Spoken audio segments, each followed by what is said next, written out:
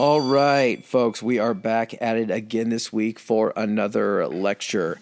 With me, always, the man, the myth. He just opened another fifth of Bodega Cat. He's the bee's knees. He's the horse's D's. Up on the ranking board of quality people, he is higher than giraffe nuts. That's AG over there chuckling on the mic. I'm your Professor CK, and we are about to hit you with another round of historical fun. What are we talking about today? We are going way back, but to something that's still standing. We're talking today about the Colosseum, originally known as the Flavian Amphitheater. This place is cool as shit. Like, it's stood the test of time. It's gone through a million different iterations. Thank God they changed the name. Welcome to the Flavian Amphitheater. Well, they sort of messed up the name because we'll talk about where the name came from. Wasn't an amphitheater? It wasn't technically even an amphitheater, right? No, it was. Okay. We'll get into that, but this whole entire thing is based on just Italian ingenuity and Italian showmanship that is absolutely incredible. This wasn't the first amphitheater. They ripped off the Greeks, much like they ripped off a lot of stuff from the Greeks. But they based everything on the Greeks. They were just, remember, they were like, we're the Greeks. We've taken everything and made it better. Yeah, and that very well, I think, could be the Italian ethos is Greece. We're better than you. We take it from the Greeks. I mean, we make it the better. I apologize because I'm probably going to do that several times, but that's not an affront to actual Italians. We love you. Yeah, well, they can handle it. They're pretty good at it. But yeah, strap in, get your togas ready, because we are headed into the time machine, and we are headed back to the early ADs. Let's get it.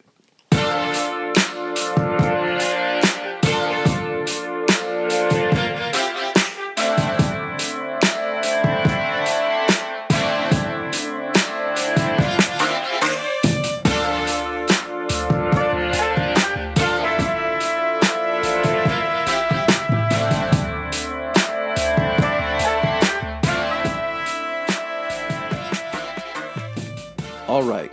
So the Flavian Amphitheater, the Colosseum, constructed, when they were giving me the dates, I was like, they're missing something. Because it just said, I was constructed in 70 to 80. Yeah, no shit, huh? When you hear just 70, it's like, where's the rest of the numbers? It's such a small span of time that you're just like, was that what series? Was that in Roman time? Yeah. Or what was that? But no, 70 and 80 AD.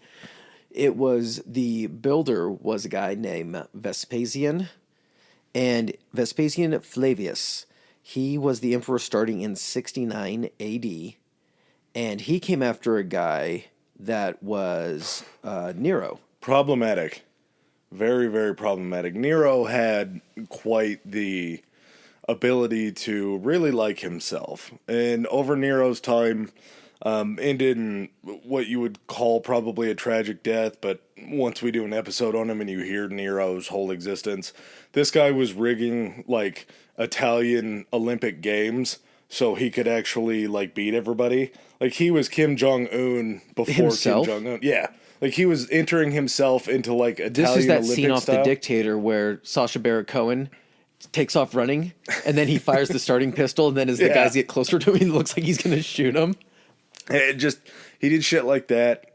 He actually, after one of the big fires that took down Italy, I think this was in 60 AD. Don't quote me on that. There was a huge fire. He went ahead and took over a really large swath of land in the middle of Italy, or in the middle of Rome, built himself an artificial lake, and he created what was called the Pleasure Palace. Yes. Nero's Pleasure Palace. Like, don't even be subtle about it. The Golden House is what it translates to, which sounds pretty sweet. Unfortunately, he was like, wow. Wow. Yeah. Allergies are taking a toll on me yet again, so I might go through puberty once, twice, 5 times during this whole thing. This is high school history. Yeah, no shit. But it was called the Domus Aurea, which it sounds super cool. I just like Pleasure Palace, man. Yeah. After his death, before he died, he basically raided, like, all of the Roman coffers and took all of the money in the city to build this massive He used palace. he used the money, and why he was so unpopular, he used the money for pet projects.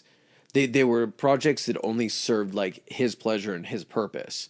So he wasn't doing stuff for like the people. No. He was spending stuff on like flights of fancy. I don't get to use that term very often. It's a good term. Yeah, it is. So with Nero, he ends up kicking the bucket, and the next guy up, there kind of becomes a civil war in Rome, and out of the ashes of the civil war, I think there were three different, or there was either 3 or 4 emperors that came. there was like and went, and several came people and went, claiming came the and title. went. So the guy that ends up coming up is going to be Vespasian Flavius, and at this point, he's determined he's going to be the anti-Nero. So what he does is he's like, heads up, people, this is what we're doing. To show you, and he starts this a year after coming in 69 AD. He's like, to show you how fucking not Nero I am, what I'm going to do is I'm going to bulldoze the fuck out of Nero's pleasure palace, get rid of that lake, and then I'm going to build the grandest fucking amphitheater that you've ever seen so we can all get together and watch people kill each other in it. How's that sound? Everyone's like, fuck yes.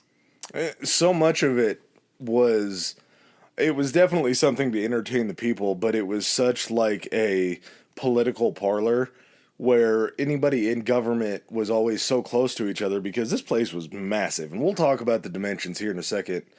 Full disclosure, I've actually been there. Unfortunately, I was a lot younger and just ignorant to all of this when I was there, so I don't remember a whole lot of it. The grand scheme of this thing is massive.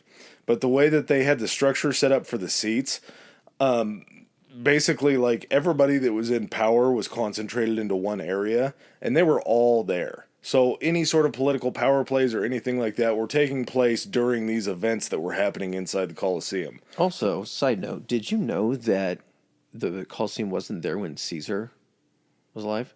It sort of fucks up Gladiator, huh? No. So Isn't Joaquin Phoenix, isn't he supposed to be a Caesar portrayal? Apparently after Caesar, like Julius Caesar, I think the Caesar became a title of the emperor. Really? Yeah, because what's crazy is... And then we got Tsar from that? No, the Tsars were in Russia? Maybe, Yeah, I don't know. Oh, that's, yeah. No, I think Caesar became a title of someone that was emperor because unless the movie Gladiator, and I'm trying to look it up right now, unless it's totally wrong, when they said Caesar, they were referring to their title as emperor. So that would like be saying king. I could believe that. Oh, go ahead. Just to get into the massive size of this thing, and this, I mean, hearing this can't even do it justice. This thing sat, they said, between 50,000 and 80,000 people. Now, 80,000 was a bit of a stretch. They did have a larger top section that was made of wood that would eventually burn down. Caesar is a title of imperial character, and it was derived from Julius Caesar. So apparently, this is about 100 years after Julius Caesar. So apparently at that time it had been used as a title. Which is weird because, like, Caesar was fucking assassinated, so... Not everybody was a fan, but he That's probably true. I think had it was enough the guys support. the guys that standed to lose the most were the guys that assassinated. I'm not saying Julius Caesar was a good guy by any means, but... No, he was kind of just indifferent. But this seating capacity average, they said, around 65,000 people. Now, 65,000 people was a larger population than the people that lived in Rome. So there were people coming from far and wide to come see this spectacle.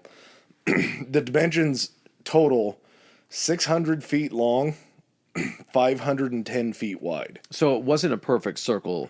If most of you have probably seen the movie, if not, you should see the movie and you should have seen pictures of the Colosseum. It's kind of an oval shape. Yep. It was done intentionally that way. An amphitheater is basically what they would consider there's a theater.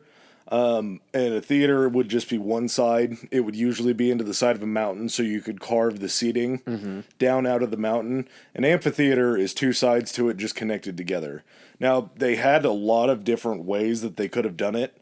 One of the reasons that they turned it into an oval instead of just a regular traditional amphitheater with being a circle, they could have gone square with it, they could have gone circular, but the ovular shape allowed it to be more of like a track So there was more surface area and there were less places for anybody to get cornered in. So they did a lot of like reenactments of battles and stuff. As in, we're gonna make so many goddamn references to the movie Gladiator. Firstly, because I just recently watched it, and secondly, it's an amazing movie. But part of the planning of this, when we think about this kind of stuff, about ancient Rome and ancient civilizations, the people that were like the architects and city planners were fucking geniuses. Yes. So this thing was constructed not just to be like, hey, let's just make a oval like seating area where people can just watch people kill each other on the ground. This thing was like a marvel of engineering. Not only, like Adam was saying, like around could like average 60,000, it could hold up to 80,000. That it had been known to fit 80,000 people. They built this thing with the intention of being able to do all of these different types of like forms of entertainment. So, like you're saying with the chariots and everything, the oval was more conducive in case they wanted to do something that involved chariots, because going around in an oval is easier because you have straightaways where you can try to like make speed ups and then, try to make lines of attack instead of just a circle of going around. And you can't go a square because when you're doing fighting in there, somebody can get trapped in a corner and just killed then immediately. It's night. Yeah. And I have so many fucking thoughts about the whole Gladiator thing and kind of how that whole structure must work, but we'll try to stay a little bit more on the initial origin of the Colosseum. This base covered an area of 6 acres. Just massive. They said that it was also on kind of like some wetlands. So in order to actually set the foundation, they had to set a foundation like 40 feet thick. And who fucking knew there was concrete? They invented it. They invented concrete. That was the only reason that this worked, and the only reason that they were able to build this was because of the Roman invention of concrete. So how did do you think they figured it out? They just, when they were quarrying different types of natural stone to build a whole bunch of stuff, eventually did like that enough of that powderize and they swept it up and collected it, and then all of a sudden added water to it and it made a fucking paste? I'm not 100% sure of the makeup of concrete. I know that there's limestone in it. There's a few other rocks.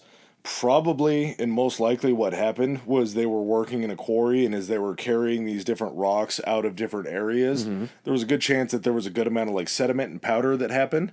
And then it rained one night, and they came back the next day. It dries out. Why is this solid? That's literally just what I said. Yeah, like it was just a crazy That's what I'm thinking, invention. because like limestone had to be present there. Yeah, well, they had limestone. Travertine is something that we'll talk about here in a little bit. It's another kind of a mineral rock. They had sandstone there. That's probably as fucking simple as it is. Someone was cleaning up. Jerry was sweeping up. Oh, yeah. He swept it up into a pile. It got wet. They came back the next day, and they're like, fucking Jerry left a pile here, and someone went to go kick it, and it fucking shattered their foot. And they're like, what the fuck did Jerry do? He's a witch. That's how Jarius Flavius Caesar invented concrete. What is it in the Flintstones? It was out of Flintstone quarry, or bedrock quarry, yeah. And he named it after his daughter Concretia. That's right. But so the invention of concrete basically allowed them to essentially build like much larger in scale, because they weren't having to quarry actual stone and then carve those into the shapes they wanted. They could actually form concrete into shapes. Well, and you were building a solid base. You were building basically like it was the footprint of the Colosseum and 40 feet fucking thick. Like that's insane. 4 stories thick down. And just the outside of it, the outer wall that circled it, which is only half there now, 157 feet tall. So what, that's 15 stories? Yeah. Which I had to assume by all accounts had to have been the largest building in Rome. It was. A very, very long time. Yeah, it was. When you see it now, like you're describing, so like pictures of it now, there's several angles that usually pop up in just a simple search of the Colosseum. But when you're looking at it, one of the more famous angles I'm going to show you, that one, where you get to see all of it. So you get to see the very top tier, then the second tier, and it's kind of like broken at an angle, and then you get to see the main tier. But what you don't notice is that not only is that bottom tier, That's 3 separate levels in. Yeah. So like if you're thinking about it from a pro stadium standpoint, think of it this way. One level, the outer concourse, is like where all the walkways are. You go then into the inner concourse toward your seats more, and that's like concession stands and shit. And then you go to the inner concourse, and that's your seat. So not only was it insanely tall, huge, like large, what was the, I can't remember what the circumference was. We'll have to look it up later. Yeah. But it was insanely thick because not only did you have stadium seating, so it went down to the floor and then it rose up, you had all of these like walkways. It had fucking above like the first concourse, it had luxury boxes. Oh, well, we'll get into how all that worked because out of everything about this, the way that they were able to get people in and out just blows my fucking mind. So 157 feet tall. In the entire, if you look at it, you can actually see pictures. It looks like there's alcoves, like the archways. First of all, when you look at it and you're not seeing anything to scale except the Colosseum, you're looking at it and you're like, oh, I bet that a person could walk through that. I bet, like, if you stood there, the person would take up half that. Yeah. Fuck no. Not even close. Like, those archways are enormous. And in every single one of those archways, there was a 16-foot statue dedicated to the gods or heroes of, like, Rome and Greece. 160 of them. That's how much, like, the amount of money that they sunk into this to build this is the crown fucking jewel of Rome. This was the crown jewel of Rome. Yeah. Like, think of the nicest football stadium. Fuck that. Fuck that football stadium. When you would see this thing in its heyday, these statues, all handcrafted statues, 160 of them, 16 fucking feet tall. That's what fit in those alcoves, 16 feet tall. Not only that, along the very top of it, polished bronze shields that were supposed to signify all of the defeated enemies of Rome. And now you see, after it's been looted and pillaged, there's just holes from where those things were actually sunken in. But prior to that, you would have to imagine, like, if you're walking up and you're a mile away, you can definitely see this from a mile away. If not hear it. Yeah, and you just see the sun shining off of those bronze, basically, shields up there. You just know that you're going to a spectacle. Yes. Like, to try to wrap your mind around seeing, like, that time period when everything was whole and solid.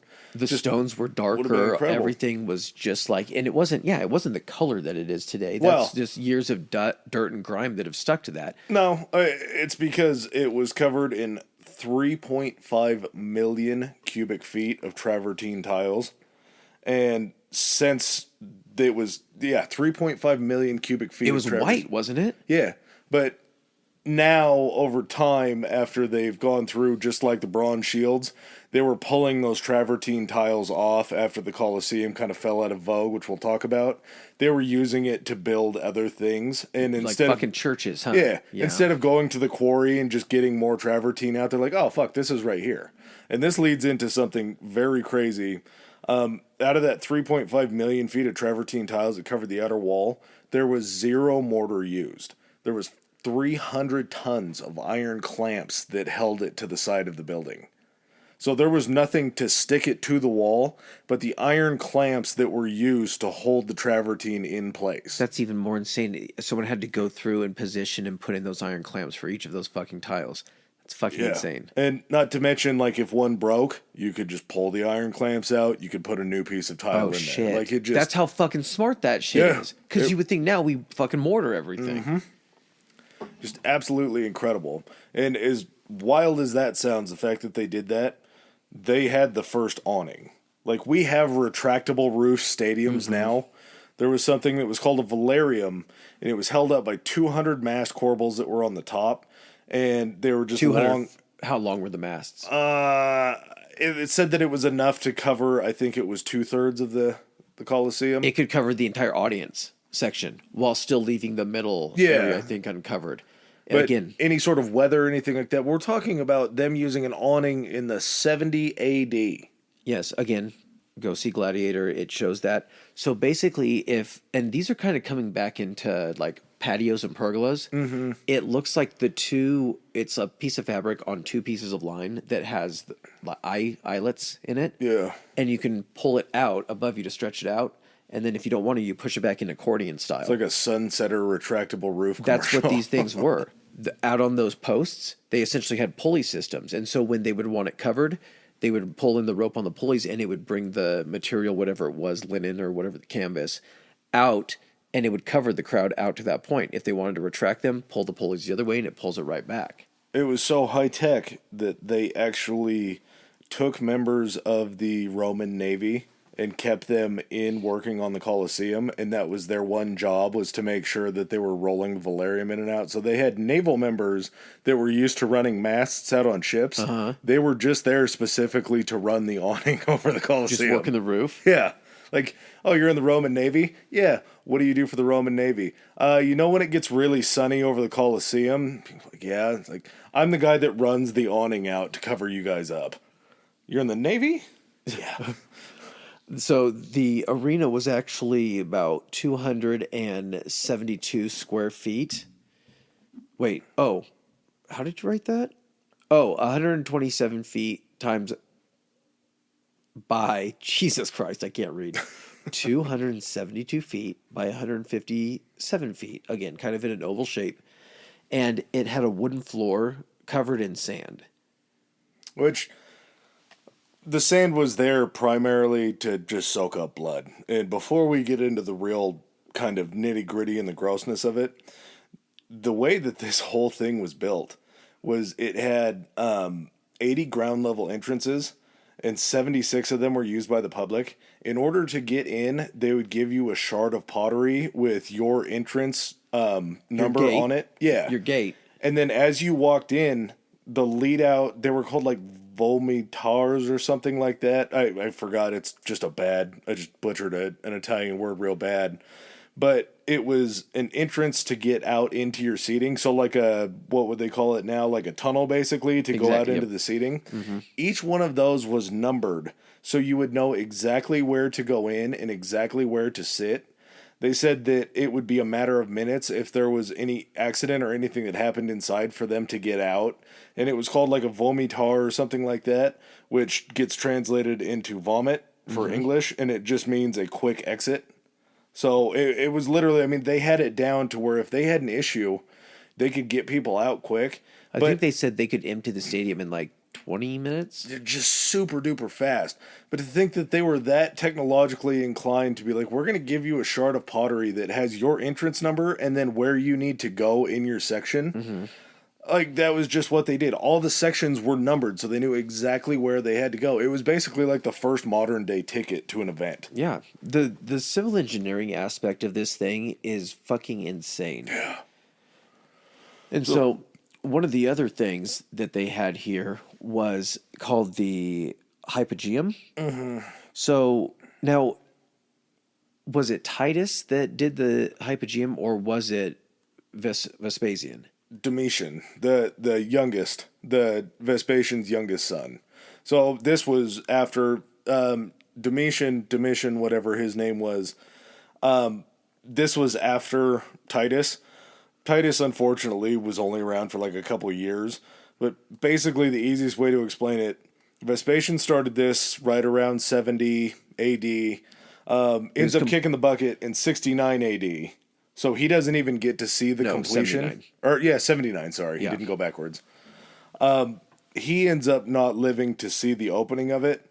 His son Titus is the one that opens it in 80 commemorates AD. the opening ceremonies to his father. And they have what is called the 100 Days of Games. Now, the 100 Days of Games, you just think about like anything like the Olympics or anything like that. This was 100 straight days. I think it was actually even longer. It might have been like 123 or something like that. But these days were the full-on craziest days that you could And these were imagine. not like, hey, we're going to have 100 days of events. So it's like each event starts at 5 o'clock, and they're doing like one event a day. No.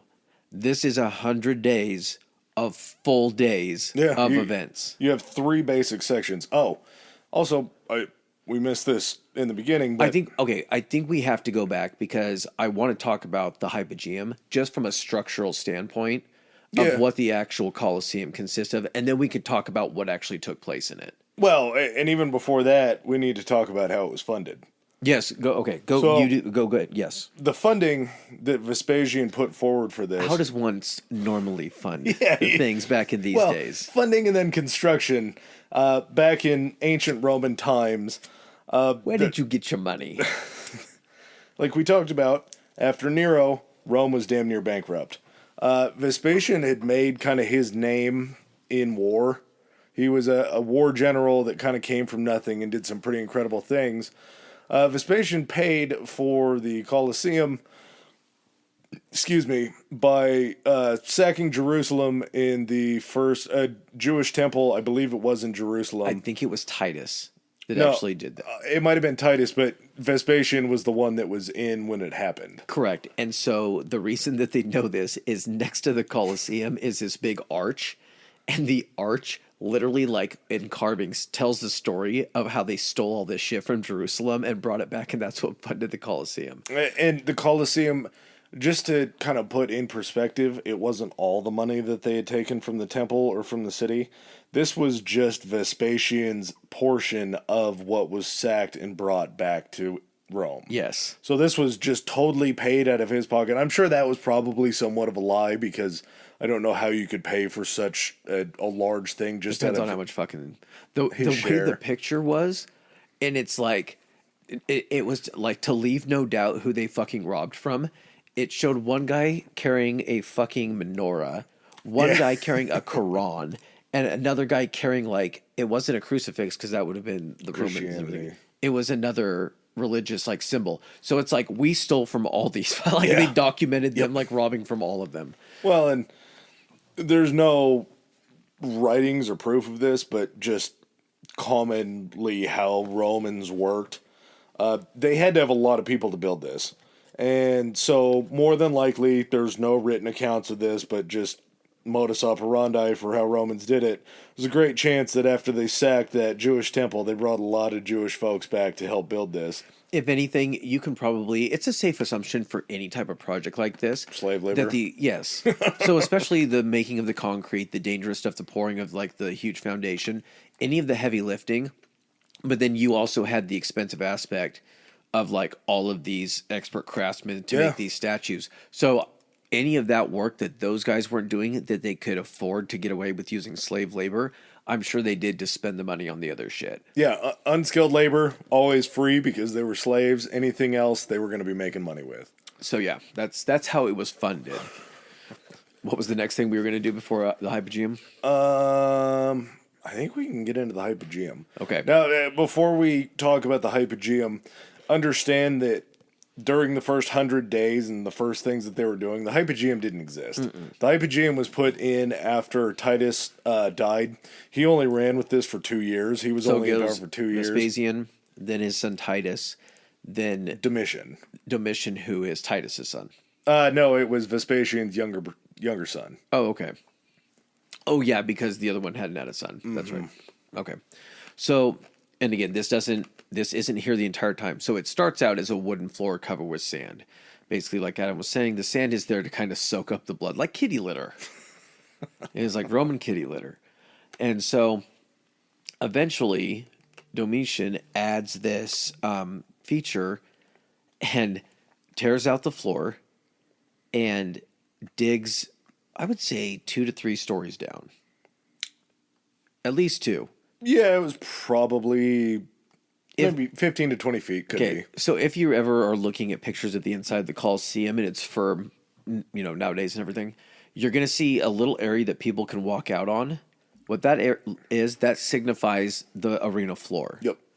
It looks out over basically what looks like catacombs. It's a labyrinth is what it looks like to me. But like just the walls of the labyrinth. Yeah. So you also have to imagine that in with all of this stone and concrete is a ton of wood structures built on this.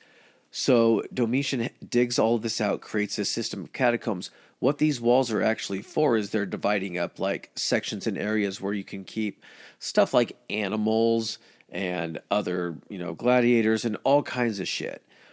Well, you also have proof, or can we call proof at this point, considering that they built that thing? Oh, absolutely. The capstans? Yeah. Okay. And so this all... Why would you do this? Why would you build 'Cause you something fucking underneath the can. floor for that? Because you can. Is it that, or is it because you want the pageantry of these shows to be so great that you're able to drop part of the arena floor? Yes, because and you have can. A gladiator That's rise what up? I'm getting at. You do it because you have the ability to do it for whatever fucking reason you Yeah. want. What's gonna okay? You've been going to you've been a big fan of the Colosseum for years. You've been going to these things. What if like they do sometimes? We're closed down for a remodel. The Coliseum is going to be closed this season, whatnot. And everyone's like, boo.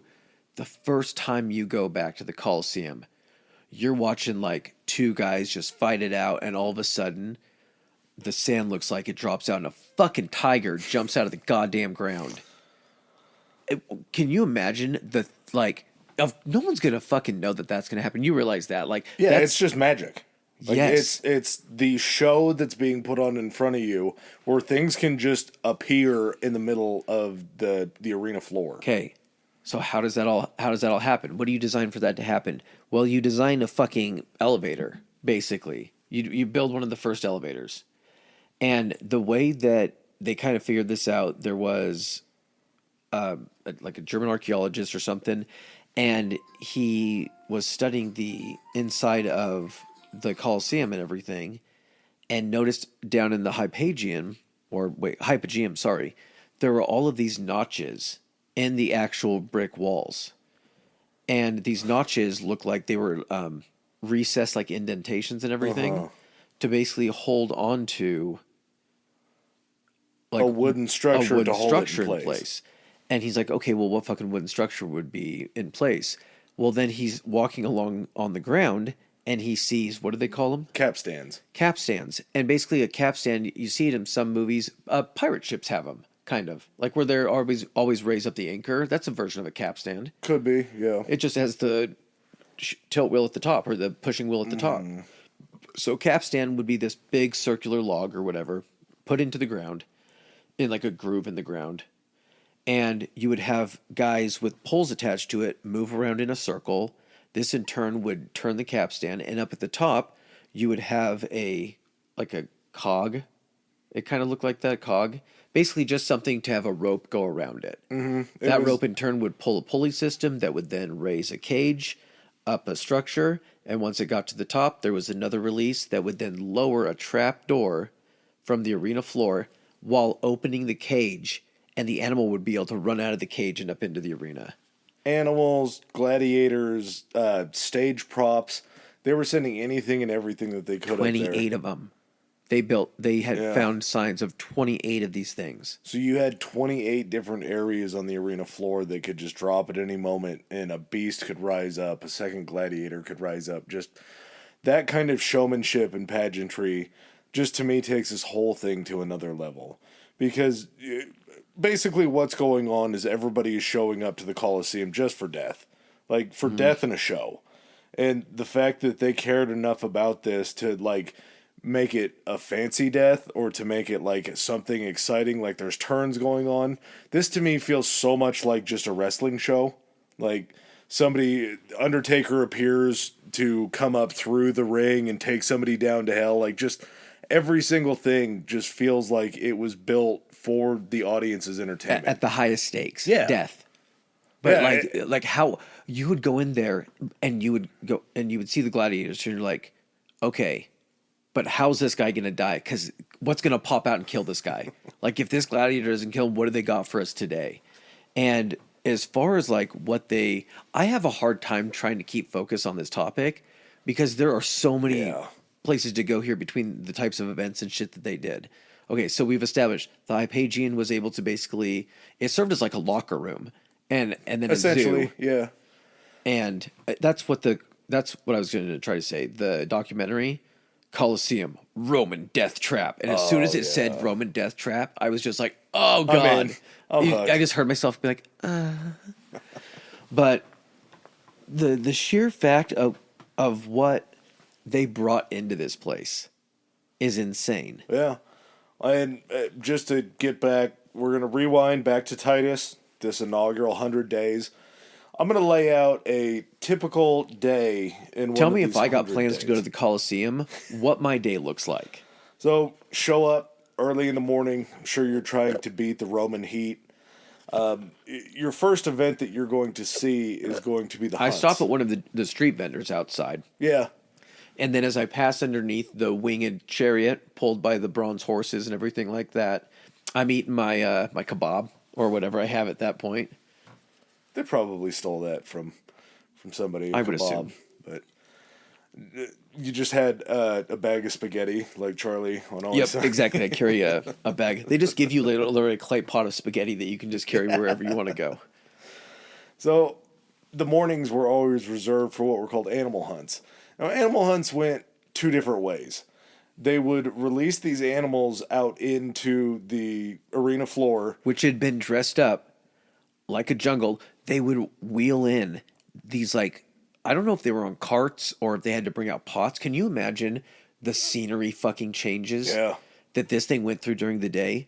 Like, they brought out these giant plants to turn the floor of this into a jungle where spectators could still see and watch and everything. Oh, and the people that were sitting there, the closest people, the wall was only 12 feet. Not high. Not high. I mean, most people back then weren't 6 feet or whatever, but being able to just watch down on that kind of shit from that front row. Ooh. Would you feel comfortable sitting 12 feet above a lion? No, I wouldn't. If you'd never seen one before, can you imagine that? You're like, what's this thing? And it fucking just tries to... I wouldn't feel comfortable, but can lions jump that high? I would imagine that it would there would be angry enough animals trying to I would escape. imagine there were attempts. Yeah, oh yeah. Well, and they were bringing in elephants. Oh, and by the way, it also wasn't just that. Completely going around the inside of the Colosseum, there were elephant tusks. Oh, really? Yes, pointed inward toward the Colosseum. So one of the things that they would do during these animal hunts, we're not talking about like a couple animals. It was alleged in some writings, they said that over 9,000 animals were killed in the first 100 days. And they're animals that they used. I got to find it here because the list was just incredible. So they were importing animals from Africa and the Middle East. Again, keep in mind that at this point, the Roman Empire is enormous. Yeah. Parts of North Africa, a bunch of like what would be like Persia and Arabia and all that area, Egypt, and then also like they had where France was, Germany was, I think parts of England, and then into like Eastern Europe. So they had a huge swath of land to be pulling fucking animals from.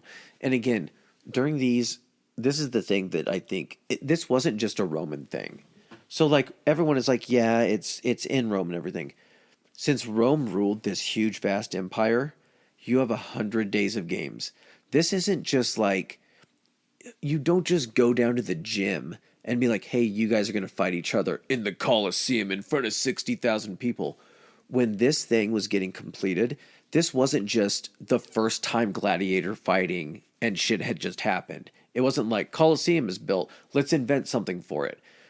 The man against man combat thing had been around for fucking ever. So you have all of these places within the Roman Empire. Man, I'm going to keep fucking going back to this. It's like in Gladiator when he gets taken essentially into basically like Morocco or some shit, or into... I can't remember where he ends up getting taken first. But there's these... Every town would kind of have these little arenas to have these kind of fights. There we go. And so you would have a farm. It was basically a farm system for fucking gladiators. And they then had gladiatorial schools that were built around the Colosseum that they were taking these people into. So you got to imagine that, like, when you saw someone fight in the Colosseum, you were seeing a fucking artist at this craft. You were seeing the top person from whatever place he was from, because not only before the Colosseum opens, as a gladiator, first of all, you have to be good at not getting killed and then good at killing.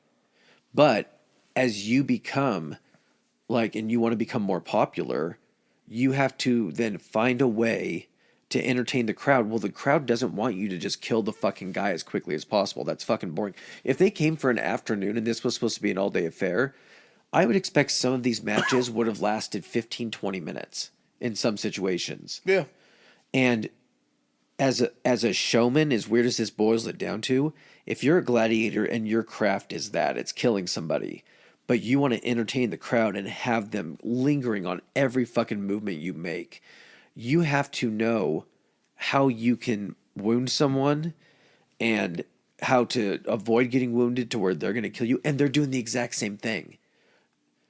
So like, yeah, non-lethal blows were a big part of these events. Yeah. And so again, the misconception is that all gladiator combat ended with kill him or let him live or anything like that. Some of them did. Some of them did, but it depended on how the opponents fought.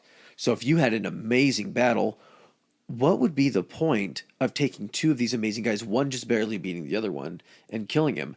If it was crazy and it was an insane, like, close-knit battle, run it fucking back. That would entertain the crowd even more. So if the crowd was, like, cheering for the opponent, did you know that they gave them the thumb down to let them live? So the permission of the thumbs up.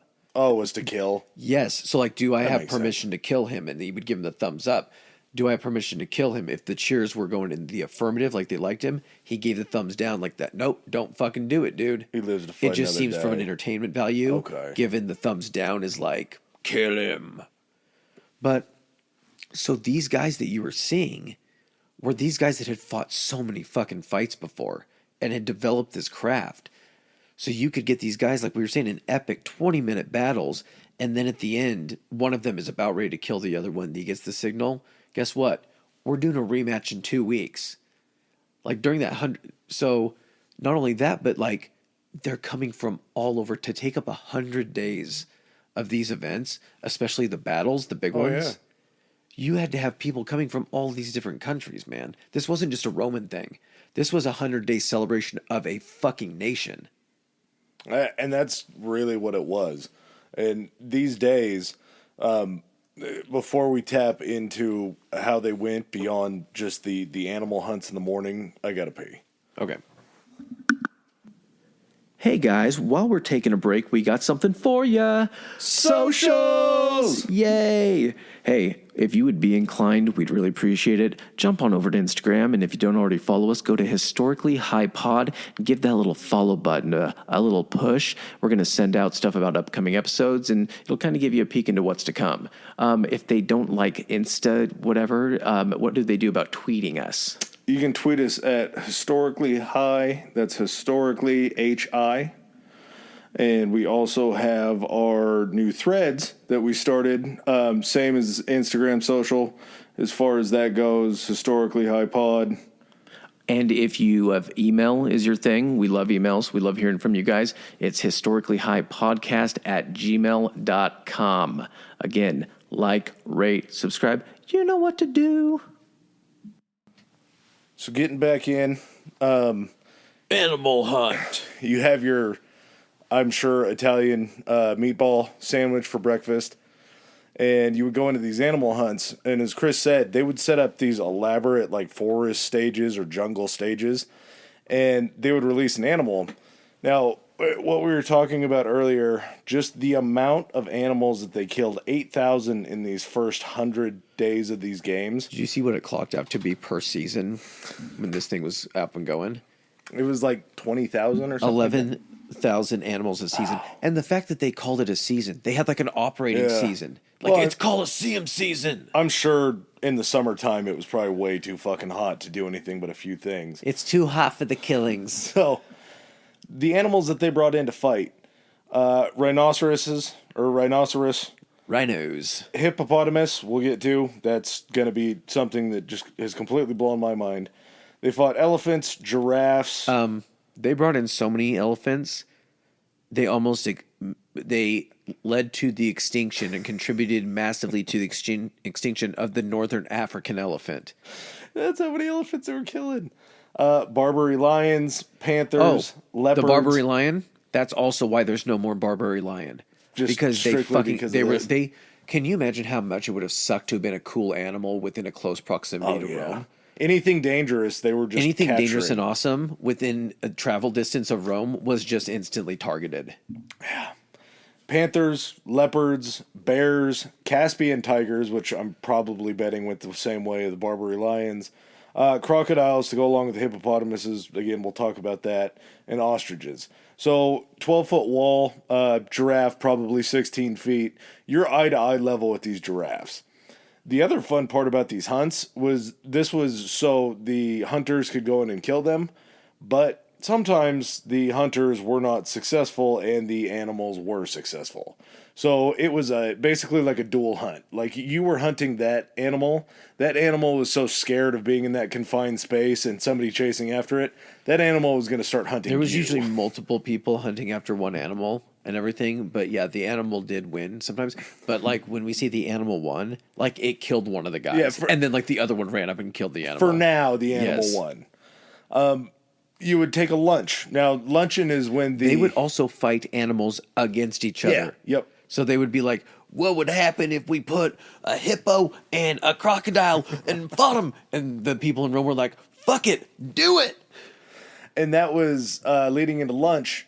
Lunch was when the higher nobility sometimes would leave and the fans would be treated... It's hot out, Richard. I would like to retire for the afternoon. Fans would be treated then to just straight up executions. Prisoners, anybody that was Bring us sentenced the to die- Christians. Yeah, they would just load them up on crosses and just kill them in front of all these people. And just what you were talking about, they would do Hey things guys, we're going to take a quick break from the animal hunts. We're going to be back at it in a couple hours, but if you guys want to hang around for the Christian killings and the alleged Christian killings. if you guys want to stay around for a bunch of just like prisoner of war killings, and then after that, folks, gladiators. Yeah. One of the ways that they would also do executions, just like you were talking about, they were called ad bestias, where they would just send criminals out there and they would release the lions and they would just be torn limb from limb by these animals in front of tens of thousands While of cheering people are people. literally up in the stands, guys, you have to remember people are people. So the same way people act at sporting events now are the same way that they acted back then. So you know that there were people up there with their buddies being like, okay, which one's going to get it next? And they were making bets with each other on which one the lion was Yeah. going to kill next. They're like, I bet it's going to be that guy. Like, oh my God, he got him. Pinto Ron was just up there having himself just a blast up in the stands. So as you alluded to, after lunch and everybody came back, Again, people, full concessions at this place. You could just go bathrooms, out. toilets, they literally had everything inside. It this had place. running water in the place because the Romans were fucking masters of the aqueduct. And another thing too that we're gonna get to is it blew my fucking mind. I don't know if I believe it. I do. It seems too fucking crazy to be honest with you. It seems too good to be true. And we'll talk about it here in a second. But the afternoons were always reserved for what you were talking about earlier, these gladiator fights. Main event, baby. Now, in these main events, this is where I think Gladiator, the movie, gets it wrong. Because a lot of it is just regular hand-to-hand combat where everybody kind of seems to have the same weapons. Mm-hmm. But they actually had characters. And these characters were... Instead of characters, because when you told me that phrase, I think of characters because, again, the closeness of professional wrestling to this shit is fucking insane. Oh, yeah. So, like, I thought you meant characters as in, like, Undertaker, Stone Cold, like that. You mean classes. So they would have characters within their classes because they could be, like, I'm trying to think of a name like Rodimus or some shit like that. And Rodimus would be a fighter in this class. And the classes would fight against each other. But there were, like a D&D class, like a barbarian or a wizard. So you had Secutor, and this guy was kind of if you think of gladiators, this is kind of what you think of, like a helmet, a short sword, and a shield. You then had an Aretarius? Yeah. I believe that was one of them. So an Aretarius is the one you see, again, back to Gladiator. There actually was a class, the guy that had the net. Oh, that was a Rotarius. Aretarius.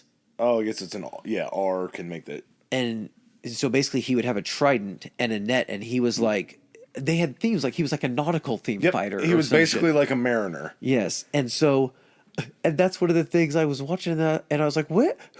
How'd that guy get a? Why does that guy only get a fucking net?" I'm like, "That guy seems like he got gypped." No, the net and basically you throw a net over someone and then you just bum rush them and they can't go to block you and you just stab them with your trident. Apparently, it was a very effective class. Yeah, it was a weighted net, and those are my favorites, just because out of thinking of any gladiators or anything like that, you're thinking like shield, sword, they just go at it. No, this guy had a net and a trident. Like Yeah. two of the most odd things that you could see on land, and that's what this guy was fighting with. But as we were talking about earlier, I think the number was something like only 15% of these guys actually were killed in these battles. Yeah. And they actually were able to go through when they were excavating like the graves that were coming up from where they were putting gladiators that died. And they were actually seeing on skulls that there was healing going on in the bones. Yeah. So these were guys that were taking blunt force shots to the head, then were healing, then were coming back into battle and fighting over and over and over again. That's what I'm saying, dude. You have like fan favorites. I think it does kind of, because in Gladiator, we should we're just gonna make that, and I'm just gonna insert in Gladiator when they bring back the guy to fight Maximus, and he's like a gladiatorial legend. He's like the legendary Titanus of Gaul. There were guys like that were like known gladiators. Few of them, there weren't a ton of them that won their freedom, because a lot of them didn't want freedom, like in a weird way. When they had that level of like fame, maybe that was just their lot in life. Well, And they never, and after they got done fighting, if they were freed and they couldn't come back and fight, like what's keeping them in the spotlight? gladiators were not statesmen. They weren't given rights as far as like a voting share or anything like that. They were looked at as basically entertainers, along the lines of, like prostitutes or skin merchants. What if we didn't let rock stars vote or own property and kept them in servitude? That would kind of be like gladiators. They're there to entertain us and can achieve huge levels of like stardom, but in essence, they really have nothing but that. Yeah, They have no freedom. They got them girls. The women in the crowd absolutely just were gaga over these gladiators, which I'd have a hard time arguing that you couldn't not enjoy them to that extent, because these dudes are big, strong, rippling men that are out there like the definition of masculinity. You know what that is? That's like going with, like, if you have a girlfriend or wife and you went with her to see like Magic Mike. Yeah. And you're sitting there and you're watching it and you somehow are thinking in your head, yeah, she's thinking about fucking me right now. During these events, you're not on your wife, girlfriend, mistress's, whatever's mind. They're watching these guys, and that's all they're thinking about. Yeah. And they had, just as you were talking about, like cliques and basically like fan clubs where there would be graffiti that would be found around the city, like supporting these different gladiators. Mm-hmm. While at the same time, these were people that were treated as basically that, just performers. As soon as they were done, they were put back in the cage. Yeah. Like a circus animal is basically what it is. And a death of a gladiator would come with a payout to the gladiatorial house that he was in. A ludus. Is that what they would call it? If you've ever watched the series Spartacus, Blood and Sex, Blood and Sand. I called it Blood and Sex because it has a lot of sex in it. A lot of penises. But it's actually not. It's a shameless, violent show, but it's actually somewhat entertaining at some points.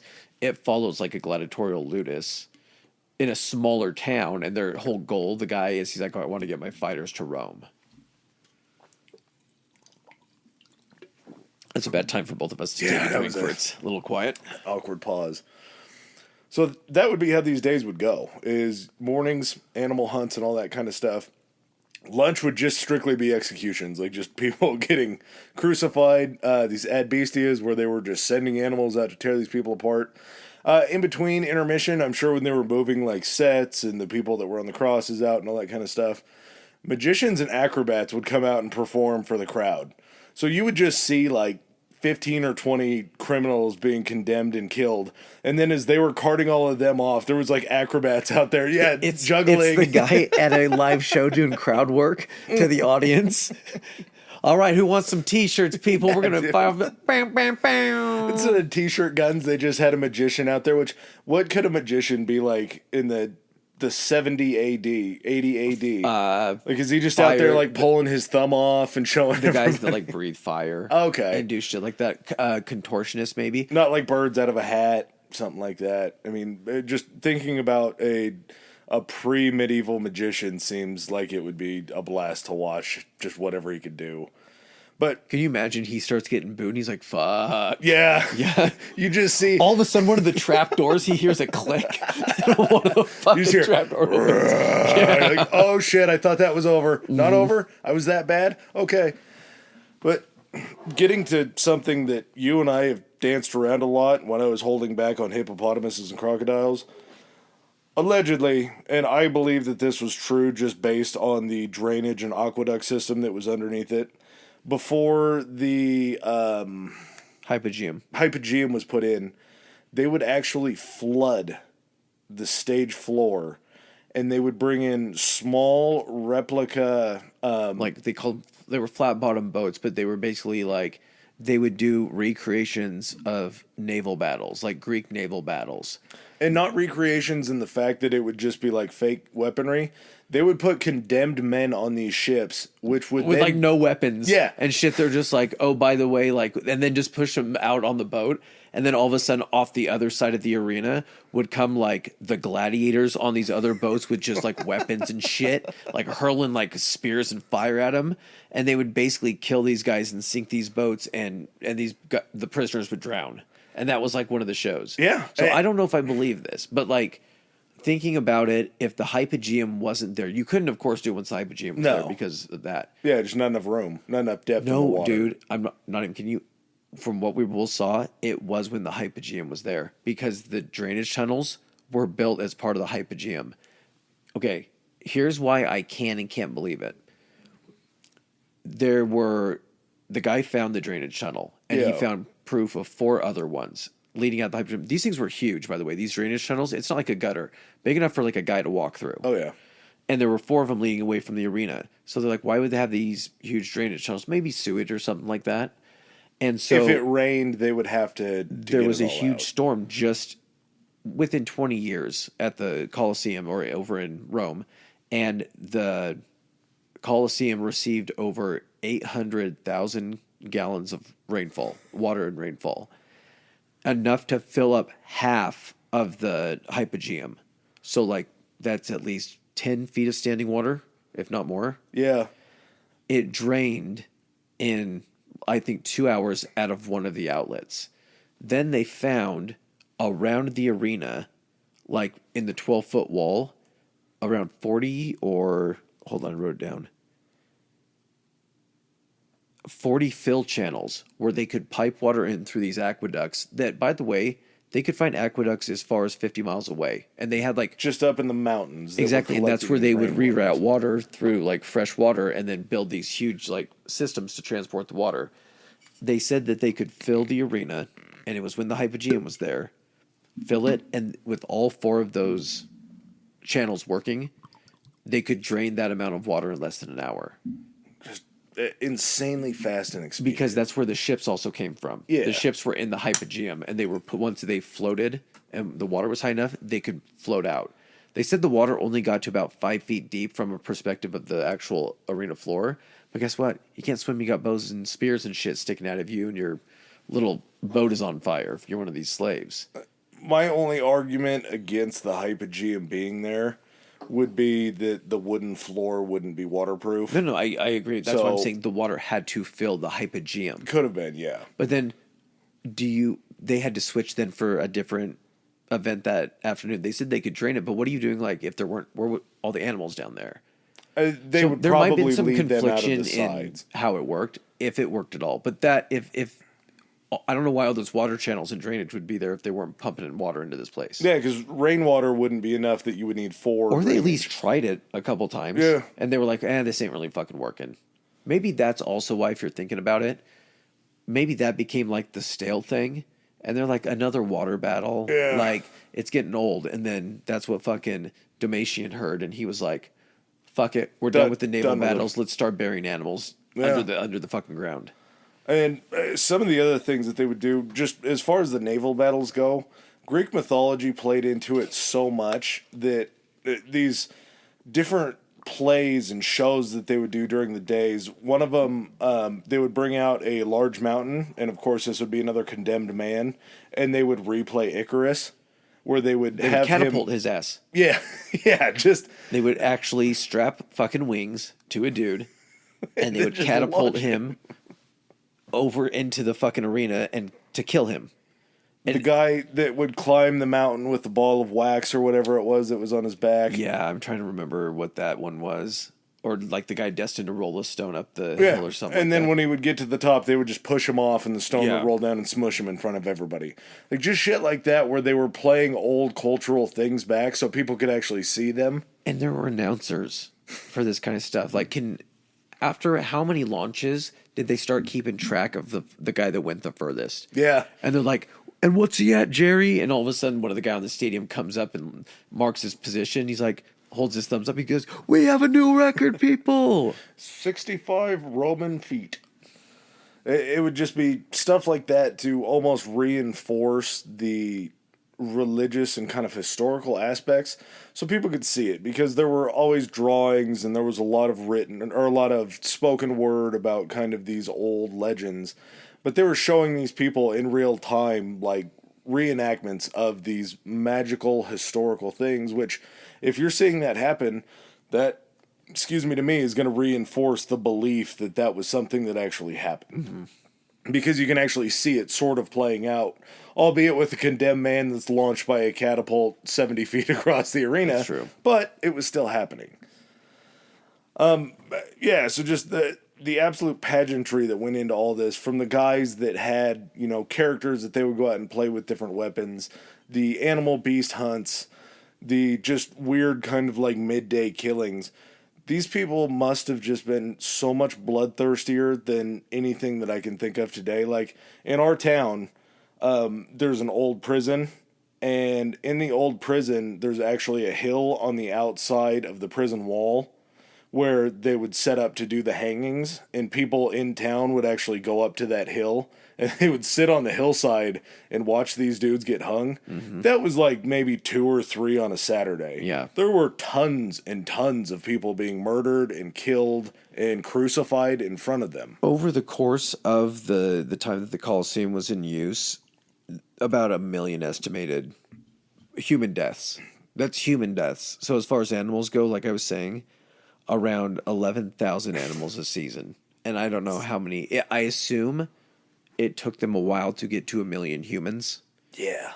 I don't think that they were as frivolous with animal or with human lives as they were with animal lives. I'm guessing it was probably like I don't even want to know what the ratio was. Well, and you have to think, too, there's a level of... You're bringing in animals also from literally all over the known world. Yeah, and you have to go out and actually hunt them and procure them to bring them back. You didn't have a short supply of condemned people that were going to be come up and killed. Like, that was... No. I'm saying that I think it was a lot more animals than people. Oh, I think that it was definitely more people, because you would have prisons full of condemned people, whereas you would have to go down... Animals might have been more value at that in their eyes. Well, they just were harder to procure to bring in. And they had to probably pay for animals. Yeah, or like I said, just go out and actually hunt and transport these guys from North Africa. Like, that all takes time. Well, I mean, you had the people in North Africa bringing you that shit to sell it to you because they know you're going to buy it. Yeah, just a crazy amount of killing that these people watched, and they just had to have been built different. So how did you watch it? Explain to me this. You put me off this conversation about the luxury boxes. Like, I want to talk about the first stadium experience that all other stadiums nowadays copy. They had it right at this point with the Colosseum. You had front row, right around where the action was.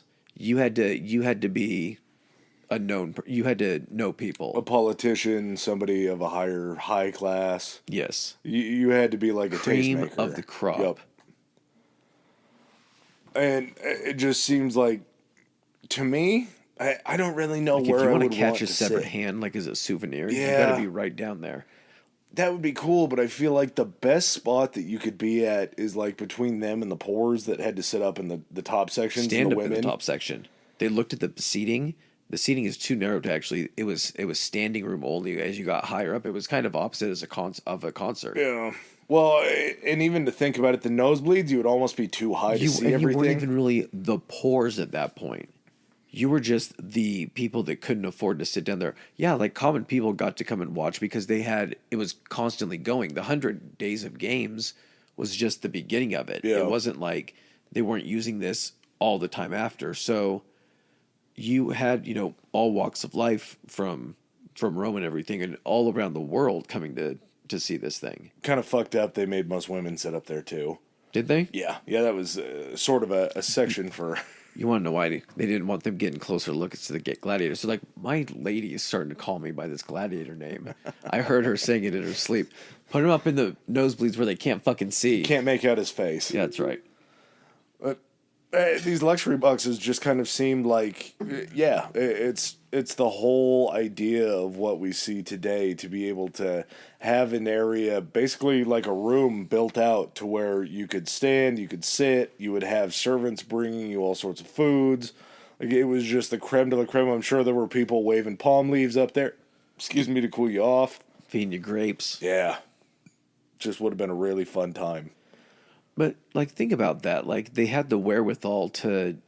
You would think, if you were, like, boiling it down, like, well, the wealthiest people are going to want to sit in the luxury boxes, so we need to put those down right there at the very, very bottom. Mm-hmm. You had the wherewithal to know that the people down there wanted to be, like, up and, like, cheering and all that kind of shit. And then we'll go ahead and put the people that want to be more, pampered up in the back. It's the exact same model that we do now. You have down on the field or courtside, and then elevated a little bit above them to view over everything is your luxury boxes. Yeah, and that's sort of what the newer stadiums, the older stadiums' luxury boxes, I think, are still pretty high. Mm-hmm. But as far as Allegiant, I think it's you have 50-yard line and people down below. Then you have the luxury boxes. Yeah, then luxury boxes are below gap, the second tier. And yeah. then there's everything else. Yeah. So you were that close to the action down there. But, I mean, it's just crazy that structure is still, like, it's still used today for that kind of stuff. Like, they had the wherewithal that was they found that was the optimal way to view this shit. Yeah, we haven't found a better way than the Romans back in the early days of AD. When it changes over, I found this to be kind of interesting. Excuse me. When it becomes the Colosseum, when the Colosseum becomes a Colosseum, it was actually named after a statue that was moved close that was originally the Colossus of Nero. And instead of, for some reason, I'm sure it was probably like time and resources, instead of when you would have somebody fall out of favor like Nero, they didn't just tear his statue down. They just had them crawl up and recarve his face. So we can still use it. Yeah, like the body and everything's the same thing, and people like, this is perfect. Nero has a really big face. Yeah. So we can do a lot of stuff here to make this look like someone we like. You'd have to imagine if you were carving a big statue of somebody and you kind of weren't a fan of them and you knew that they weren't going to be around for long. Like how you just it looks made the like head the Sphinx's so much... head is smaller. Yeah. It's like, that's not right for the body. The next head on it just keeps getting smaller and smaller as they carve it. The first dude that you know is an asshole, his head's going to be like twice the size because they know they're going to need relief to carve another face into it. And that's what they did. They resculptured it into the Colossus Solus, which was after the Roman sun god Sol.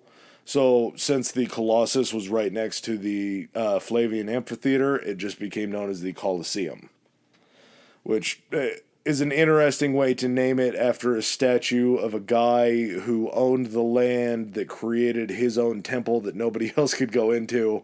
They knock his shit down, but for some reason they keep the statue and just reface him, and then they build the Colosseum, the Flavian Amphitheater, on his land.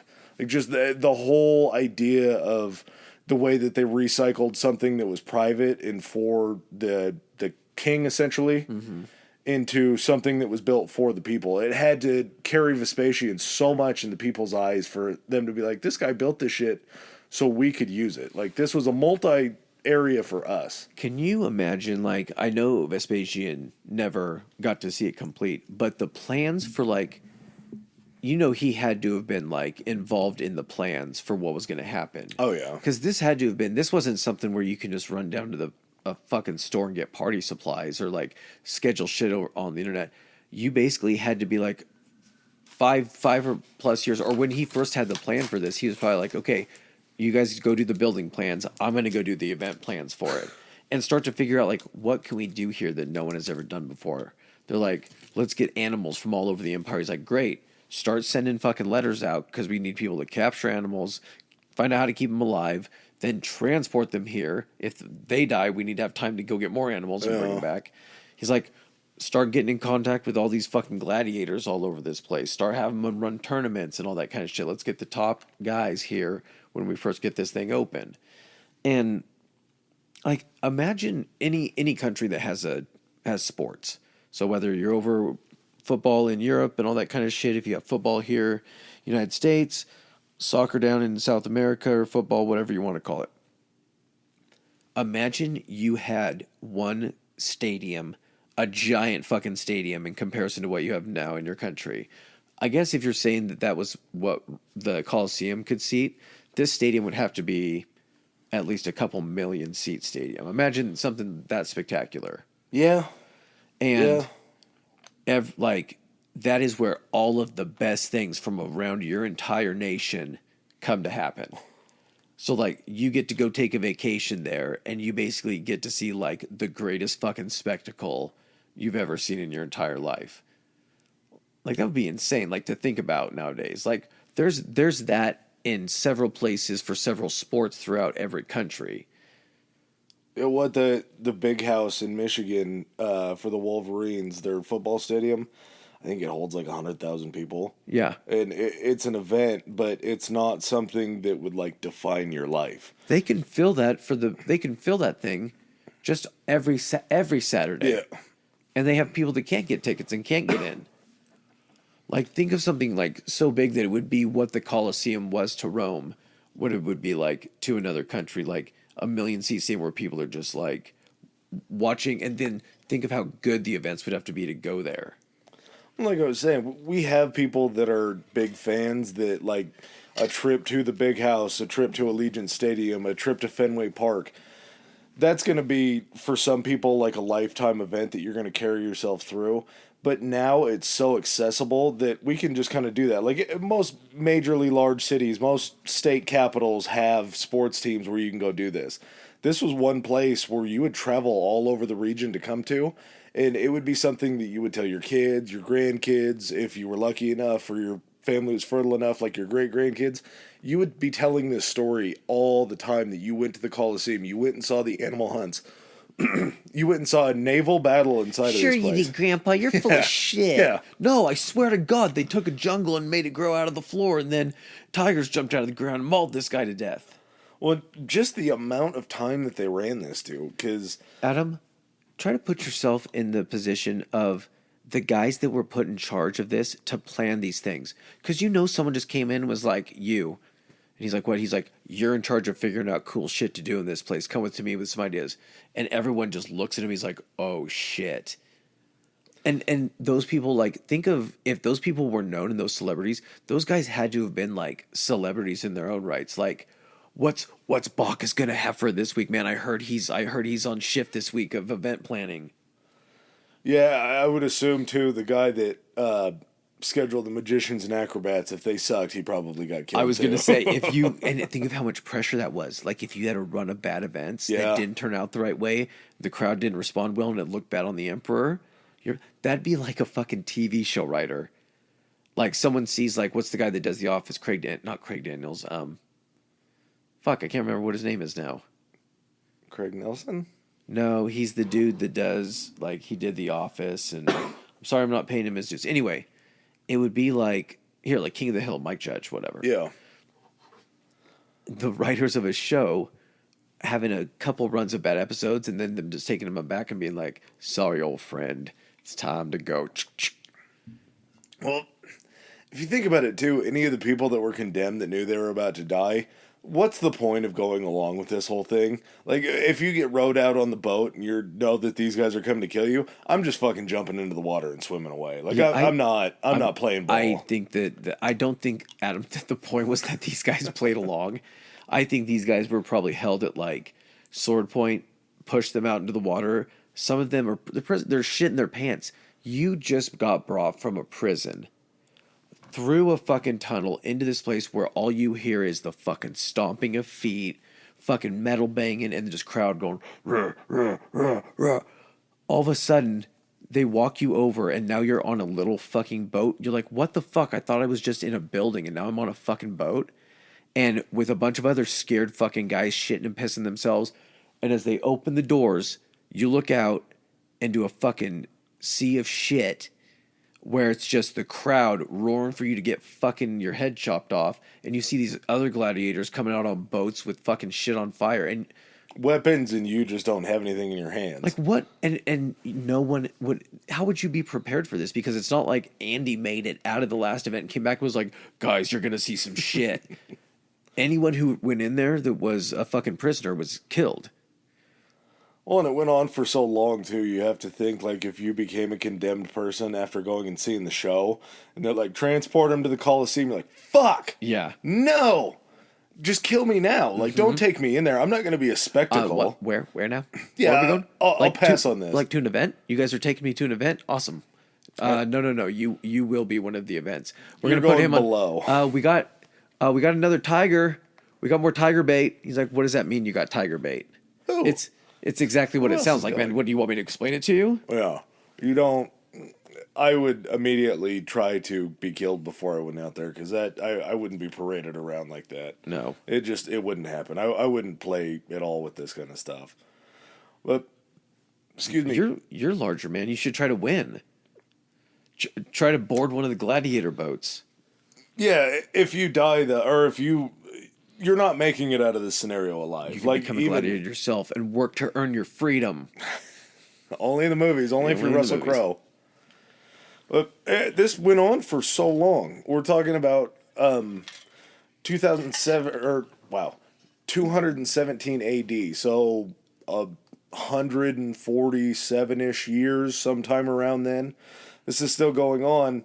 A lightning strike hits the Colosseum, which I would assume it would have had Zeus to have was been, upset. Yeah, like a piece of bronze or something that was a conductor, and it was the tallest thing around. So I bet it was probably struck by lightning quite a bit. Yeah. This one just happened to strike inside on something. Because if it's striking the bronze, it's not going to light anything on fire. But these weren't just like... It's not what it is now. There was so much wood in this place. The entire floor was wood. The entire floor, but also the third section that ended up burning down, the top section of it was all made of wood. Wooden seating and everything, like benches, wasn't it? I think it was all wooden construction for that top level that you were on. Okay. Because it just burns out the entire section on top. Oh, gotcha. Okay. But that was how quick it would happen. Like I say, with it being the tallest thing around, it had to get struck by lightning quite a bit. Yeah. We put metal on top of something tall. When does lightning usually strike? It's when it's a storm, when it's raining. So if it's striking something wet wood that's already been, it's not going to light it on fire. Yeah, dry lightning would. Yeah. But that goddamn dry lightning. If we started this in 80 AD, the last mention of any gladiator shows that were happening was 435 AD. So we're talking about 350 years of gladiator battles going on. That makes the estimated 1 million dead make more sense. Yeah. It was spaced out. That's still so many fucking people. Oh, yeah. I'm not going to try to do that math, but 1 million people over 350 years, that's tens of thousands of people, I think, that are at least Hundreds of 1,000 thousands, people yeah. probably, that are dying a year. So you have to think that the amount of people that they were running through. And gladiator shows it changed shape after a while. Well, and it's not like, here's the thing too, is it's not like it was constant gladiator like fucking battle royales every night. So like it got to the point where events could have been, held more for, special events and things like that, where they still had things. The last gladiator battle could have been even something considered like a last hurrah, where they were like, it's the sending off. We're no longer doing this anymore. It's the last one we're going to do. Every fight is to the death. Exactly. Or we're bringing back all your favorite gladiators. It's gladiator mania. But I mean, that was the last gladiator. That wasn't the last use of it for certain stuff. That was just the last gladiator fight. Yeah, animal hunts went on into the 6th century. So we always talk about that, it would be into the 500s that they were still doing animal hunts in there. So you were still getting them people in there to actually watch these animal hunts going on just to see, like, Which man means versus that nature. people were still getting killed in there too, because these animals weren't always losing. Very true. Yeah, it wasn't just the animals losing at that point. But the weird thing that happens over the kind of coming centuries, and so much of it, I think, played into the Christian church and the Catholic, I think I'm going to get it right this time, Catholicism. There you go. That, I've been working on it. The Catholicism that took over the area sort of started pushing away from, like, hey, we probably shouldn't be killing all these people in front of you guys. Like, Hey maybe guys, to save killing's your... bad. In our new religion, killing's bad, okay? Yeah, let's maybe try to save everybody that's watching these souls and not see all this murder and violence and everything like that.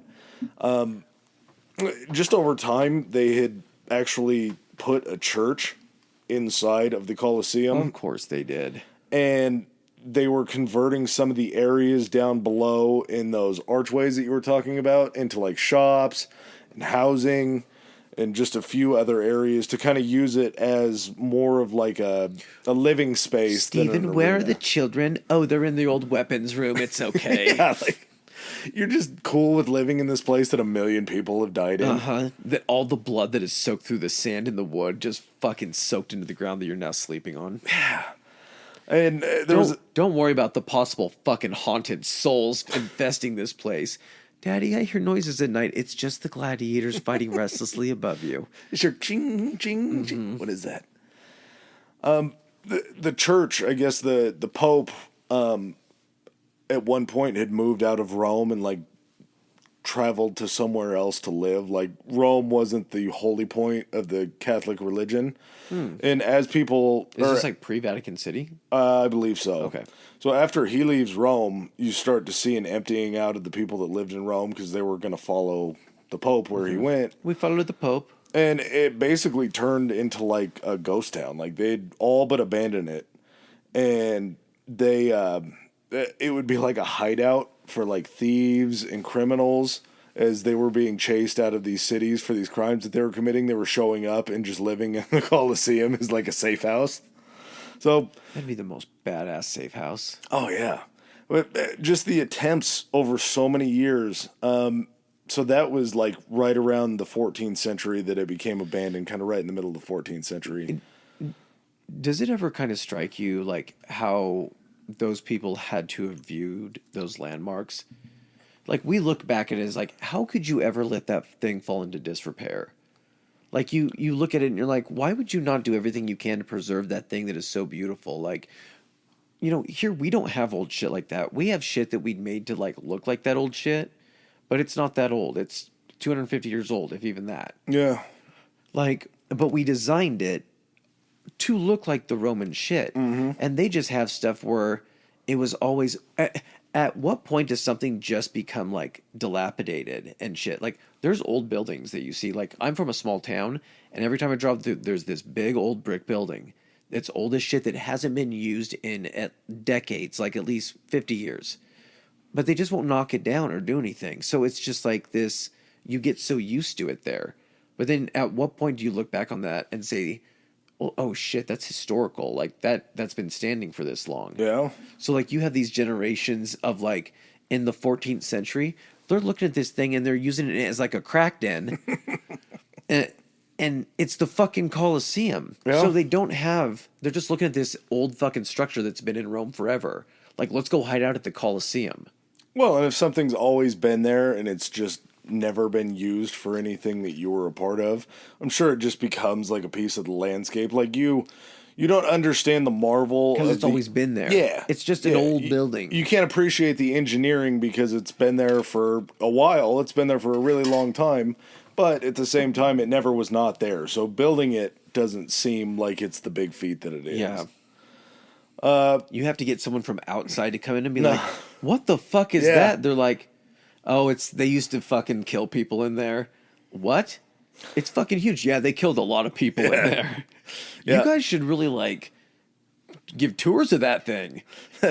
The sand on the floor is mostly iron from all the blood that's just evaporated. It tastes like you can taste pennies when you're walking across it. Right around kind of that ending of the 14th century, I think is when it was. There was a pretty big earthquake that collapsed that whole entire south side of that outer ring. So that's where you see and then you can see the three inner rings Yeah. of like that first concourse or whatever it is. And it said that was the side that collapsed because as they were going through and stripping the stone and everything off of it to use for their purposes, they were pulling those metal clamps out. On the other side that kept standing, they still had metal clamps in there, so they think that the structural integrity of those metal clamps It's like holding putting rebar. yeah, It's from the outside basically. It's like it's like wire meshing across it. Okay, kind of. yeah. So once that goes, it is basically just like a free for all. Again, the same way that they were stealing the travertine and everything off the front of it. When they were building new stuff, instead of going to the quarry and having to mine rocks, there's a big old pile of crumbled Take it stone from over the there. Colosseum. Yeah, let's just take some Colosseum rocks and start building our shit out. Honey, I want a new garage. Fuck. Okay, I'll go down to the Colosseum and get a bunch of bricks. 16th century, church is trying real hard to figure out two situations. They need to figure out something to do with the Colosseum, and they need to try to get prostitutes off the street, because prostitutes have to be the anti-religion. So they were talking about installing a wool factory inside of the Colosseum to give the skin merchants a job and take them off the streets. You just pitched me holy shirts and pants from Wedding Crashers. Yeah. So we take the whores, and then we give them the wool, and then we send them to the Colosseum, and then they knit the wool into socks for everybody.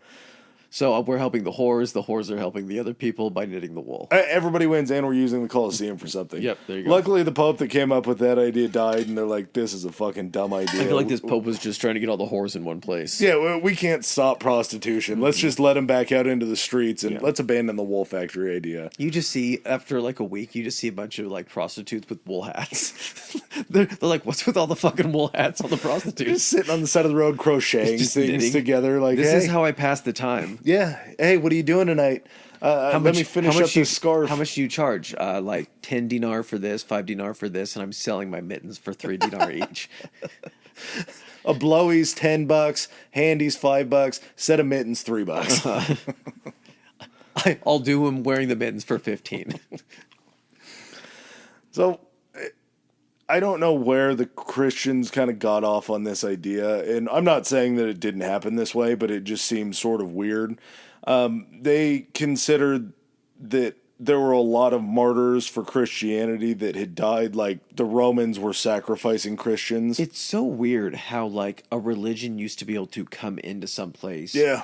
and take over. And I Just don't like know a force, like and a rebel force. Exactly. And I know that like is a fear for people, except more so it's now like they're going to take our jobs and like that kind of stuff. And they don't want us to shoot kids in school, like that kind of crazy shit. Yeah.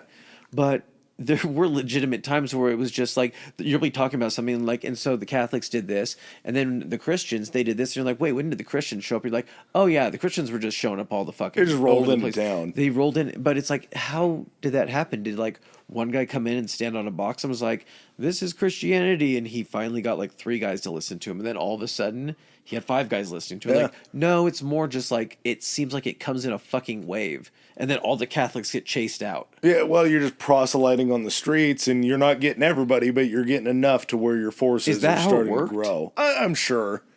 And I don't really know if there were like military fights or anything like that, but We let you pull out during sex. Yeah. Everyone's like, let's go listen to the Christians. We're tired of leaving it and having more kids. that guy makes way more sense. We'll let you wear stuff over it, so maybe it won't happen. And they're like, God damn it. The Catholic guy is just like,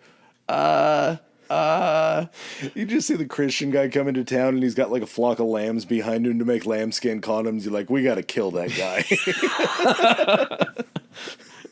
He's gonna make some protection for everybody. So well, we the can't first keep couple having guys kids. probably didn't make it far in the town. They're like, we got to send these guys, their lambs with some bodyguards. That guy's either fucking all those lambs or he's making some sort of a prophylactic to stop people from getting pregnant.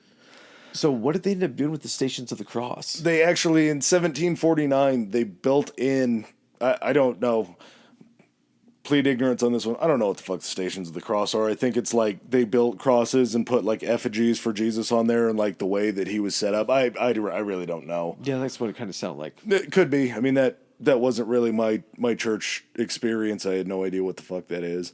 But they built it in there as like a monument to all the Christian martyrs that were killed, that's blood was spilled in there, when there's really like no record of it, and there's actually other places in Rome.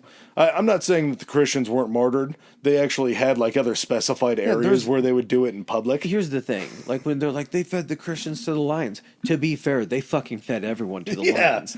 It wasn't like, there were some fucking Christians in there. There were probably some Muslims in there.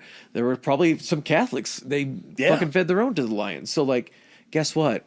Everyone got fed to the lions. You weren't being fed because of your faith. You were being fed because you were just a condemned person. A little bit might have been like a religious person. Well, they could have been condemned because of their religion. But it just in that situation, then yes. The whole thought process. But like I say, they believed that all this was happening just for like the show of the Romans. When there's like parts of the city that are just known for like, oh, well, that's where they killed all the Christians. Like other spots where they were doing it. So could have been, could have not been. Listen, Christians, you guys are on the other end of a lot of killings yourselves. Yeah, so let's maybe not be pointing fingers where people are killing other people. Nobody's hands are clean in history. That's just. You want to go back to the Crusades? Go back to the episode and listen on the Crusades. There's a lot of that shit going on. Yep. So fast forward all the way to the 1930s. I found it kind of interesting that Mussolini actually fully excavated the Colosseum site. And over time, there were like, it was almost like there were ecosystems of different plants that were growing inside of the abandoned Colosseum. Like in the Hypogeum? Yeah, well, but like crawling up into the stands. And they said that there were different parts because they believed that the animals that they were bringing in were carrying seeds from other parts of like different countries. And animals that would get killed in like, because they would just drag them into the bottom of the Hypogeum and shit like that. Yeah. And they would eventually like rot a little bit before they got them out of there. So, and then they shit. The animals that were shitting down there too. So any seeds that you would be eating from there, you're getting all these plants from all over these areas where you brought these poor innocent animals in to die, and they just happen to bring a couple seeds along this the plant ride. Only grows in fucking Africa. The fuck is it doing here? And they're like, remember all those elephants they killed? Oh yeah, that's right. There's a lot of elephants. So yeah, Mussolini for some reason cleared it all out, and he had this grand plan of basically like cutting a road down the center of Rome, and it would be like a super highway that you could walk down and see all of these different elements and all these different famous historical sites in Italy. He didn't get to finish it because of a thing called the Second World War that just sort of showed up. So they had abandoned that. And there had been, a little bit of upkeep here or there, I'm sure, to make sure that it didn't crumble at all. But it took until really like 1993 for them to be like, we got to restore this. That's so fucking ridiculous, right? Yeah, this has been around for 1800 and like 10 years. There's so many people that have pieces of the Colosseum at home. Oh yeah, that like we're just able to up to that point been like, yeah, I went and saw the Colosseum. Well, did you get anything? Yeah, I fucking chipped a piece of stone off of it. I may or may not know a teenage boy that did that over there. Okay. I think I live with him. But so there's been a lot of like restoration projects. Recently, I think there's been one where they actually have scaffolding up around like certain portions of the Colosseum, and so they're cleaning it because the color that it is right now is just from like all of the buildup of dirt and shit and grime over the years. So they're trying to get it back to like the original color, but not like the travertine tile color because they can't do that, but like the original stone color. Well, and there were so many imprints, and there were areas that they would paint just to like bring out different areas of it as far as popping it and to catch your eye and all that kind of stuff. That's what's so fucking crazy is like whenever you see something, I can't remember which, we were talking about a monument or something like that on one of the past episodes, but it was about what color it actually was. And how amazing it would have been. It might have been one. It was the Babylonians in the Blue Gate. And the Blue Gate, that's right. But to actually see these things in the color that they were intended, like, flags flying up that were like brightly colored, like over the Colosseum, and seeing this thing gleam in like white and like this like shined bronze Yeah. and statues and shit. Like we look at it now and you're like, that's fucking incredible. Like you look at it the way it is and like, how did that fucking get built? Look at the craftsmanship, and it's not it's just the bones of it. Yeah. It's a fraction of what the beauty of it was until, because all of that cosmetic shit was what made it like just fucking stand out. Like, this is the fucking shit. We're left down with like the functionable part of it. Didn't get to see the opulence, and it's of the still way so that they fucking decorate. crazy. Yeah, Like and we it's can still see the arches. a work of art. Exactly. Like it's just a shame that like there's no. I mean, there's accounts of what it looked like, but you can only use your renderings or your imagination. Yeah, you're just going off of the best carving that you can find. I'm not trying to praise like essentially a death camp, but like from a structural engineering standpoint, like this thing's fucking it's insane. This is one of those things to me where like I really can't hold a lot of like the killings and murder stuff. Not only because this comes from a time when this shit was just, it happened all the time, but at the same time it's been so long that you can't really, I just can't feel emotion for people that died 1900 years ago. Like, ain't no one killing anyone in there right now. I don't know.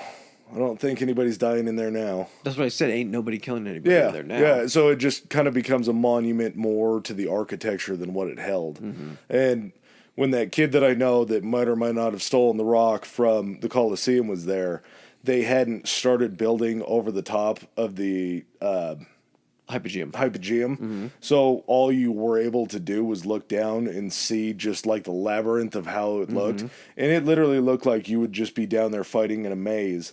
And now some of the documentaries I think that you and I both watched, and just to see now, they've actually built that arena floor back over part of it. And one of their parts of the restoration that they're doing today is they're trying to figure out a floor that they can take all the way across and then bring it all the way back. So almost like a retractable floor that they can put out there, so they can actually do like different recreations of shit that they were doing recreations I thought of you were back going to then. hold like a Taylor Swift concert at the Coliseum or some shit. It's only a matter of time before that happens. They've done concerts like outside of it where that was the backdrop of the Coliseum, but there's just no way that they could ever use it. I think nowadays you can do tours of everything in there pretty much, but it's like there's only so many people at a time that can be in a structure that big and that old. One thing, too, in that series, just like, I don't know why I thought about this. When they were like lifting up the frame and moving it over, and it was trying to like build up the suspense, is like, this crane can only take 2,000 pounds. I'm going to call horseshit on that. They had tourists walking back and forth, everyone walking back and forth underneath this crane the entire time. There is no fucking way that is going to happen, that there's going to be tour groups in there walking underneath the fucking thing that they're raising over, if there's any safety concern. I appreciate the hustle for the buildup of drama, and it was still incredible what they did. I think they just had to, fudge the danger factor a little bit to keep people engaged. They didn't need to do that.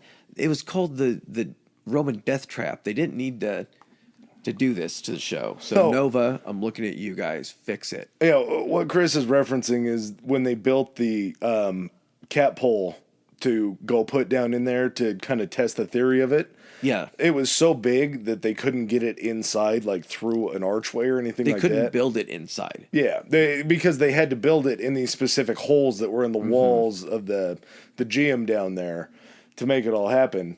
So they actually had to take a crane and lift it over the side of the Colosseum and set it down in there. And this is the biggest crane that I had ever seen before. But it doesn't matter how heavy that is. If you're doing that, the risk factor in you wrecking into something that's been standing for almost 2,000 years, you could be taking in a ton of feathers. If you have any sort of fuck up, or there's a strong wind, or there's an operator error, for damage or possible destruction to part of the Colosseum, I think they would revoke your citizenship for that country. Yeah, or they just bring in and let a lion loose, let a wolf loose, and just tear your ass up. It just the level of risk that they did. We never heard from Benicio again. But How cool would it be that they actually did that and you can go to the Colosseum and see the exact way, maybe not the exact, but the best guess that we Dude, have that was of how they amazing. The would set fact it that up. you had people like wanting to like people that had the authority over that like monument, and they were like, "Fuck yes, let's do this. This will draw eyes. This will Yeah. draw people." Like, why aren't you fucking doing that? That's genius. Yeah, props to them for actually allowing that. I was just saying that they didn't need to hype that up by doing the danger factor. Just like get it in there, and show me how it fucking works. Because I was jazzed to see how that thing was going to get that animal up there. But all right, man. Did we miss anything? No, I absolutely. Some of the things that we do are sort of for lack of a better term, a slag when you're doing research because there's always so much sadness that goes along with it. Being able to take the emotional element of all the people and animals that died in this, it was just so interesting to see how, and we've had this discussion multiple times, and I'm not going to make this long, but the thought of like there were other more advanced civilizations before us that we don't know about. Mm-hmm. To think that these people were more or less 2,000 years behind us, and they were coming up with shit that would be the same way that we would do it now, had that population been able to just continue advancing without being taken over by something else or a religion or another army or anything like that. From the inside. Yeah. I thought about that too. The model, like the whole thing, the insane Colosseum, the gladiatorial combat. We basically saw that and we were like, what can we legally do with that? And the game of like, and I know it's evolved differently, but it's football. Yeah. We've also Football, taken models rugby. of that. We've also done pro wrestling. Yeah. Has taken models from that about two men going one-on-one. Like pro wrestling takes the aspect of the battle part of it. Pro football takes like the scope of it, of watching these events in the round in giant and then everybody uses the pageantry element. and then of it. everybody uses the pageantry element of it. But yeah, it's just insane to see like kind of when they always say this is the granddaddy of them all. Like this is the granddaddy of like modern spectacle. And and it became one of the modern seven wonders of the world. Yeah. Like we call this modern seven wonders of the world, but it was built back in ancient times. Like I'm not positive about this. I'm going to throw this out there as kind of a wild take. The lighthouse in Alexandria, was that still around when the Colosseum was built? I don't think so. Okay. No, I don't believe so. Okay, because I was going to say that close of an overlap to being something that's a modern marvel now and an ancient marvel. Yeah. Like that's a crazy thought. I know. All right, guys. Well, thanks again for joining us. Hope you guys learned something and enjoyed the episode, and we will see you next week. Peace. All right, ladies and gentlemen, thanks for joining us for another episode. If you like what you heard, hit that subscribe and like button. Follow us. If you didn't like what you heard, still hit that anyway, because we'll probably cover something in the future that you do like. Please follow us on our social media. Adam, hit them with it. Our Instagram is historically high pod, historically high pod, and we are on Twitter at historically high. That's historically HI. All right. And if you guys want to send in any feedback, suggestions, hit us up on those two, or you can even do it on Gmail. It's historicallyhighpodcast@gmail.com. Thanks again. Peace.